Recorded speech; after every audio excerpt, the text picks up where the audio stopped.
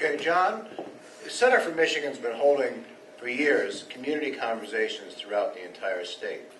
Do you see there being a disconnect from how people feel about education and the lawmakers in Lansing? In short, yes. And I'll keep it at that so I can have a little time to answer your last question. Sure. I covered Proposal A as a journalist. My wife is a really educated person, and when you say Proposal A, she thinks it must be the marriage proposal I didn't use, and I chose Proposal B instead. I still can't figure out Proposal A. It's 18 years later. But there are just some basic pocketbook facts about education in Michigan. Remember the go-go 90s, how much fun we were having, how many job offers we were getting. We didn't care how much we were paying in taxes because everybody was making money.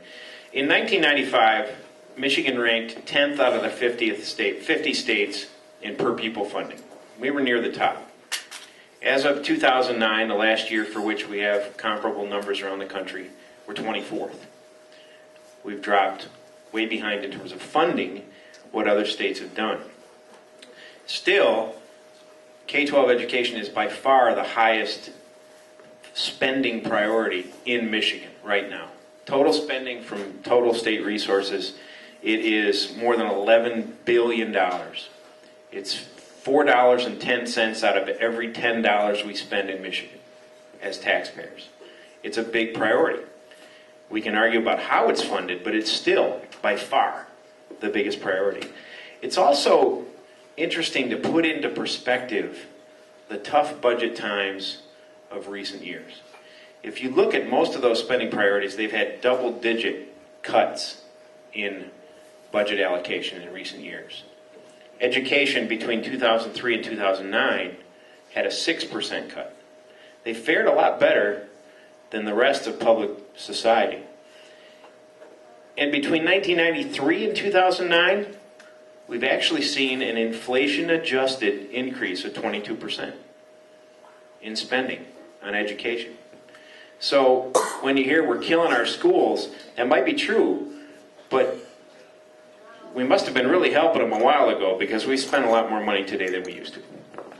Jack, if I can to add to that, one, I think, question for us to reflect on. You pointed out, John, it's about $11 billion of state dollars, but when you factor in all the money, it's $19 billion to educate approximately 1.6 million children. I would ask you, we have 550 school districts, 200 plus chartered schools, which are considered school districts under the state law. If I locked you in a room today and said, let's think of how we're going to spend $19 billion to educate our kids to be good citizens and to be able to compete on the world stage, my guess is that none of us, would create the system that we have today and spend the dollars in the way that we are spending today.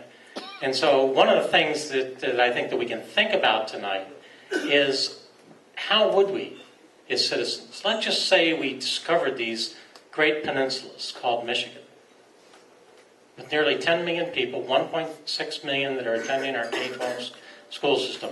And every year, $19 billion was going to wash up on the shores. Would we create what we got? I don't think so. I know a lot of teachers, charter school teachers, AP history teachers, and many of them complain, especially teachers who've been around for a while, that they're no longer able to provide a well-rounded education. Instead, they have to teach to the test. They have to teach kids in order to pass all of these, the MEP, all these regimented tests. Michelle, is that a fair criticism of our system? I think there's certainly an incentive for teachers to do that.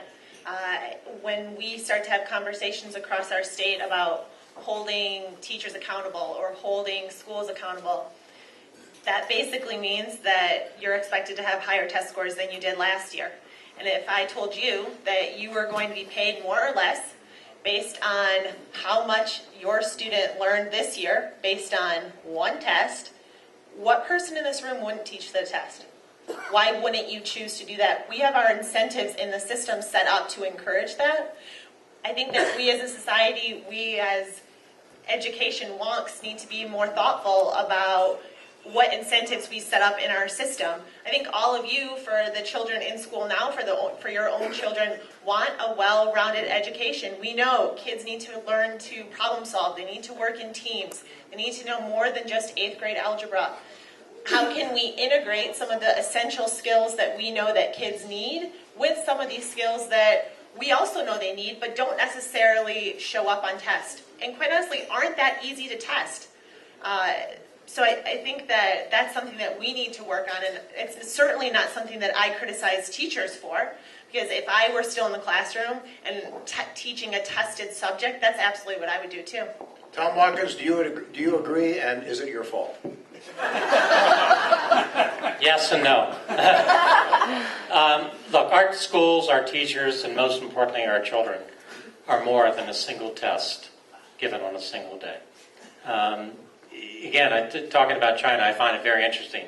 When I go to China, what they want to know from the Minister of Education down to the local school is how do we teach creativity. They ask it a little bit differently. How do we create Steve Jobs? How do we create Bill Gates? How do we create Henry Ford? As state superintendent, when I came in 2001, the previous superintendent was supposed to put together an accreditation process. And it was laying on the desk when I came in. And 100% of the state accreditation was going to be based on the MEAT test. I said then, as I said now, that our teachers, our schools, and our children are more than a single test given on a single day. I threw it out. I got pummeled in the legislature and the free press and the news on doing that. We ended up developing in 2001, 2002, a state accreditation standard that a lot of people criticized because 65% of the state accreditation system was based on the MEAT test. Why 65%? I'm going to let you in on a secret, folks. There's politics in education.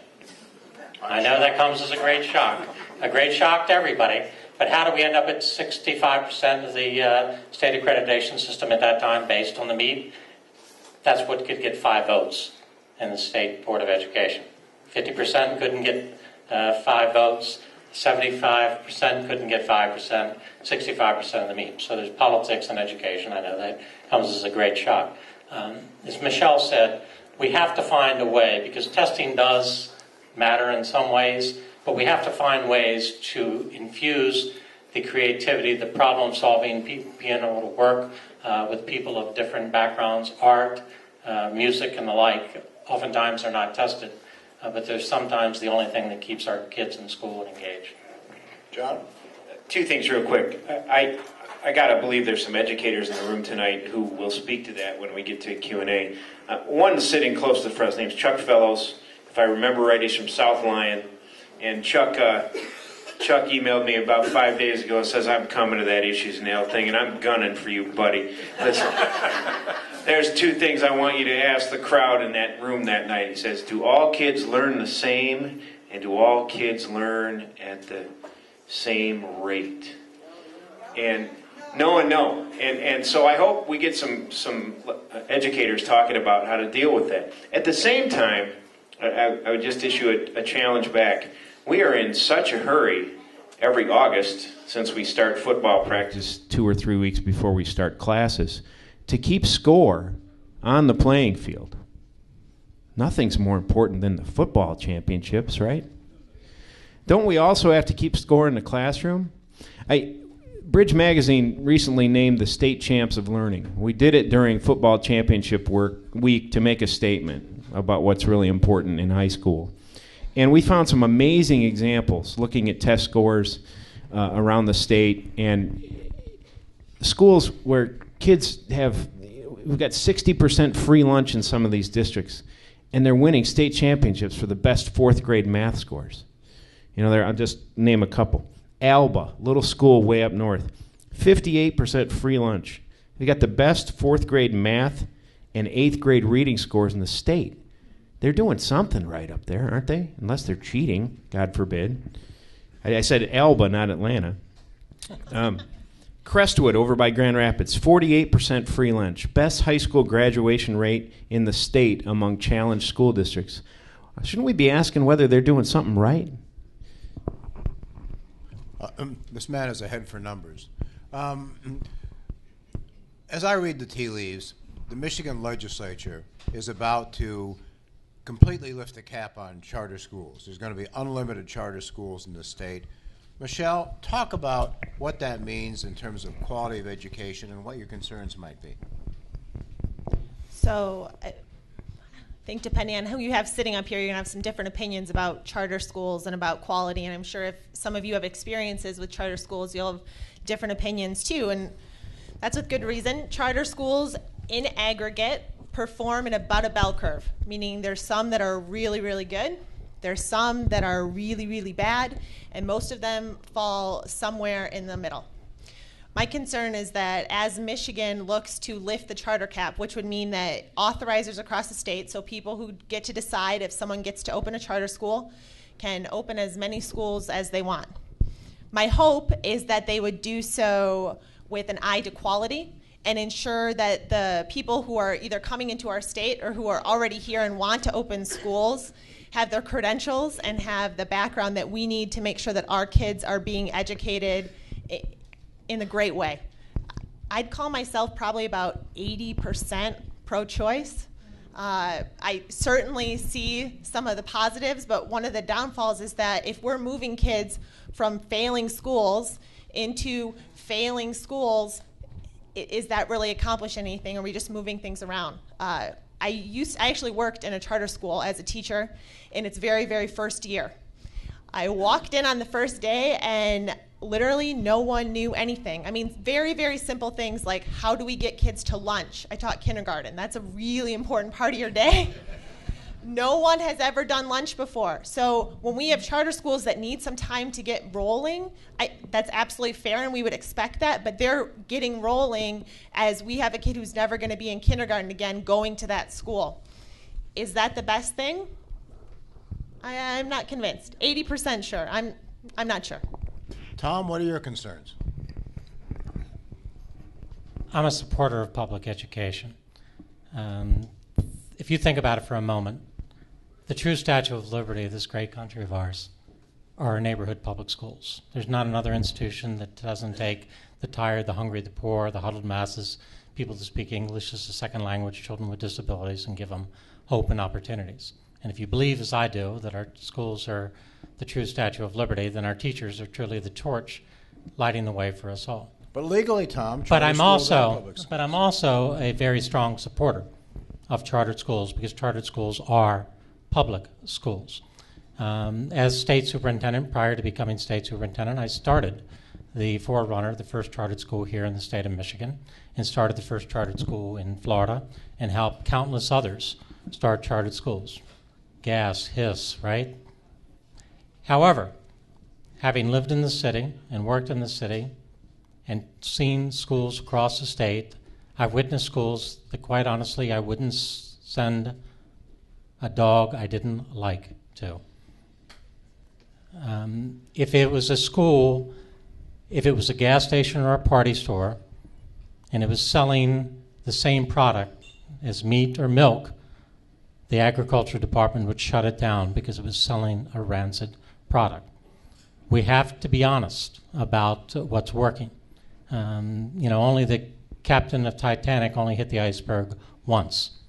We can't keep backing up and pretending that all public education, all of our schools, are doing right by our kids.